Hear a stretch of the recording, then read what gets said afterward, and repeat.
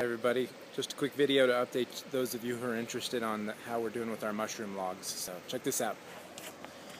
Alright, there are the logs.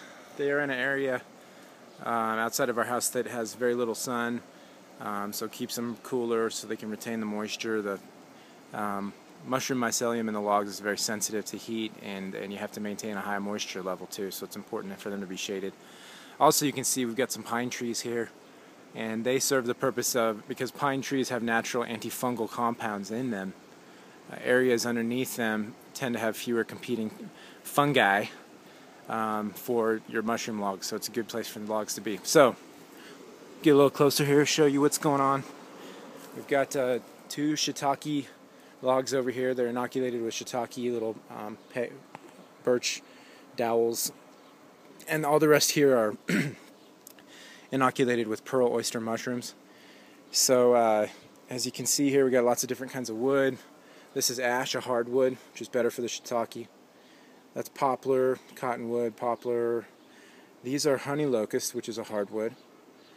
Cottonwood, poplar, poplar, honey locust, cottonwood, poplar, ash, honey locust. So with the shiitakes, we've got just the ash logs, the hardwood. And then with the pearl oysters, they're pretty much the easiest mushroom to grow. They're very hardy, and they're versatile. They'll grow in lots of different kinds of wood. So the softer woods, like the cottonwood and poplar, will give you mushrooms faster. I believe it's just because the wood is less dense, so the mushrooms can spread throughout the wood more quickly. Whereas the harder woods, like the ash and the locust, they won't give you mushrooms as quickly, but they'll yield them for more seasons. So they can give you mushrooms up to 3 years, where the other ones might be 1 or 2 or 3 years. Or, I'm sorry, up to 5 years for the hardwoods, maybe 1 or 2 or 3 with the softwoods. So I have been watering these logs faithfully for months, and just hoping they've been doing good. And just today I came out here and I checked on them, and I'm very excited to be able to show you that specifically with the softwoods here. You can see these are poplar and cottonwood. The tips of the logs are heavily just brimming with that mycelium. See if I can get in here and I'll show you. That's what it looks like. It's basically the equivalent of a mushroom root system.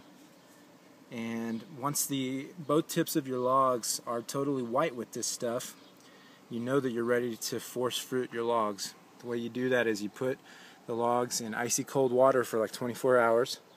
And what you're doing is you're simulating winter conditions, and then after 24 hours you pull the logs out of the cold water, and the logs think, oh, it's springtime, and so they start to fruit, and the mushrooms literally just start popping out of the sides of the logs. So it's these sides of these logs had been on the ground, and I'll show you our wood chips here. That's where the tips had been. So the wood chips, I think the reason why these ends did particularly well is because they were in the wood chips with that moisture. And the wood chips themselves are probably a good growth medium for the mushrooms. So pretty neat to see that. So again, it's the cottonwood logs and the poplar logs that are doing the best. I mean, with this cottonwood, you can even see this is graying in here just because it's just starting to brim with mycelium. So I'm thinking maybe in the next month or so I'll be able to get this thing to fruit, I'm hoping, before it gets cold. Some of the other logs are doing okay. Like, you can see a little bit of white there on the tip of this locust log. Here's an ash log. There's a little bit of white there. Let's see, I think on this locust log I thought I had seen some white parts, but maybe they're not showing up as good. Anyway, so it's pretty neat stuff. I'm excited. Just wanted to share it with some of you who had expressed interest. So, thanks for watching.